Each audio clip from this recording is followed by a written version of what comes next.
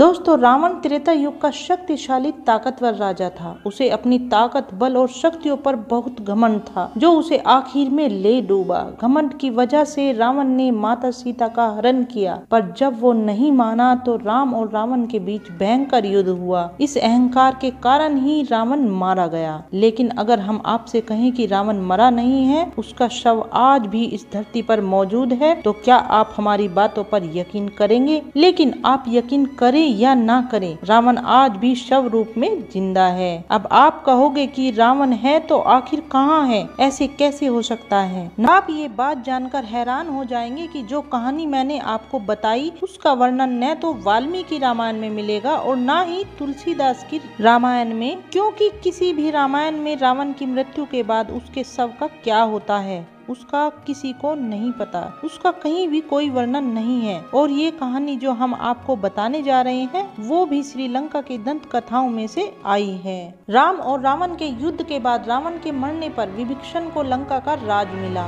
युद्ध में रावण के मरने के बाद राम ने रावण का शव विभीषण को सौंप दिया था। लेकिन अपनी राजसी सत्ता में चूर होने के कारण विभीषण ने रावण के शव को अंतिम संस्कार के बिना ही छोड़ दिया। उसके बाद राक्षसी कबीले के लोग उसे उठाकर ले गए। उस शव को वह उस गुफा में ले गए जिसमें वह यज्ञ, तपस्या, हवन किया करता था। कबीले के राक्षसों ने उसे जीवित करने का बहुत प्रयास किया, लेकिन वह जीवित नहीं हुआ। आखिर में उसे मम्मी बनाने का फैसला किया। रिसर्च का कहना है कि रावण की मम्मी रेंगला की गुफा में सुरक्षित रखी है। लंका में कुछ लोगों का मानना यह भी है कि रावण का मृत शरीर फिर से जिंदा हो उठेगा। रावण का शव जिस ताबूत में रखा है, उस पर एक खास किस्म का लेप लगा है। कहते हैं कि इस लेप की वजह से ताबूत आज भी सुरक्षित है। ये ताबूत 18 फीट लंबा, 5 फीट चौड़ा है। माना जाता है कि इस ताबूत के नीचे रावण का बेशकीमती खजाना दबा हुआ है, जिसकी रक्षा भयंकर नाग करते हैं। कहते हैं कि घने जंगल व भयंकर जानवरों की वजह से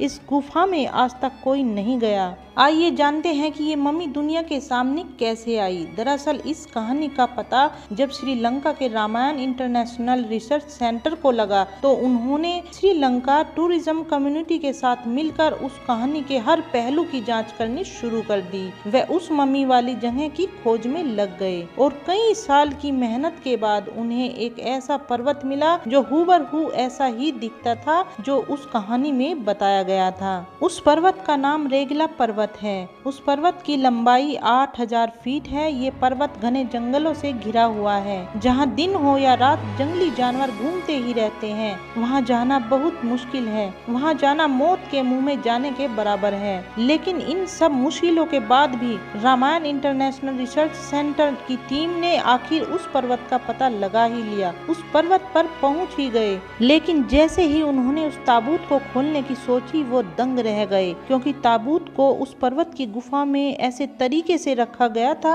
जिससे अगर उसे खोलने में जरा सी भी भूल हो जाए तो वो पूरी गुफा ढहने लगेगी और उस ताबूत को खोलने वाले की तुरंत मौत हो जाएगी। और साथ ही साथ सरकार का ये भी कहना था कि ये ताबूत लोगों की श्रद्धा से जुड़ा है और शायद इसे खोलने में लोगों की श्रद्धा को ठेस पहुंच सकती है। इसी कारण श्रीलंका सरकार ने भी ताबूत को खोलने की परमिशन नहीं दी। वो ताबूत आज भी श्रीलंका के जंगलों में रेंगला पहाड़ियों की गुफाओं में यूं ही पड़ा है। क्या वास्तव में उसमें आज भी रावण की मम्मी है या नहीं, इस बात में कितनी सच्चाई है और कितना झूठ, ये कहना तो मुश्किल है। लेकिन श्रीलंका की रिसर्च सेंटर द्वारा किए दावे से तो यही साबित होता है कि रावण का शरीर आज भी सही सलामत रखा है। तो दोस्तों, हमारी ये जानकारी आपको कैसी लगी, हमें कमेंट सेक्शन में लिखकर जरूर बताएं। चैनल को सब्सक्राइब करें, लाइक करें व बेल आइकन को प्रेस करें। जय माता दी दोस्तों।